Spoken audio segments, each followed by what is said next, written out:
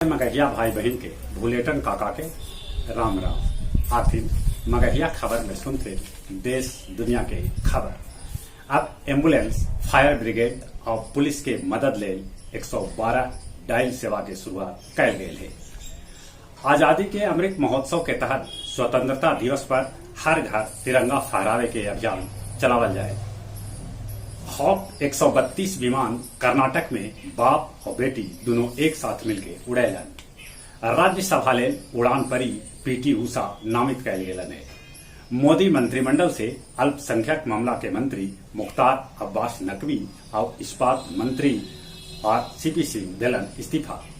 बिहार के पूर्व मुख्यमंत्री लालू यादव बेहतर इलाज ले दिल्ली एम्स गेलन।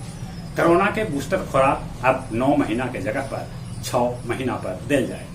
घरेलू सिलेंडर के दाम फिर 50 रुपया बढ़ गए। अब सिलेंडर के दाम 1151 रुपया हो गए। पंजाब के मुख्यमंत्री भगवत मान आज दोबारे शादी के बंधन में बंध जाता। मोतिहारी के जलौसी पट्टी में 2 भाई अमित और सुमित के गोली मार के हत्या कर देवल गए। कुल्लू में बदरी फटे से कैखन घर तबाह हो गए। योगी पट्टी के रामपुरा गांव में करंट लगे से एक के परिवार के 3 आदमी के हो गए मौत। रूस यूक्रेन के बीच लड़ाई जारी।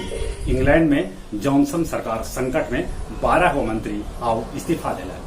ईडी के छापा पड़ला के बाद वीवो के 2 निदेशक देश छोड़ के चीन भागलन। पूर्व प्रधानमंत्री इमरान खान के समर्थन में पाकिस्तानी पत्रकार रियाज के कल गए गिरफ्तार।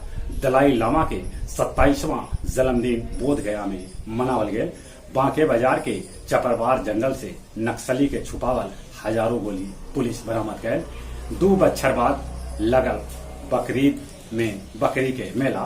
बोध गया में 44वीं शतरंज ओलंपियाड 2022 के हुए रंगारंगी आगाज। और अब कुछ खेल के समाचार। वेस्ट इंडीज के खिलाफ शिखर धवन रहतन कप्तान। टेस्ट के बाद T20 में इंग्लैंड के खिलाफ भारत के कड़ा इम्तिहान। पूर्व कप्तान कोहली 6 बच्छर बाद पहल बेर T20 टॉप 10 से बाहर हो गए।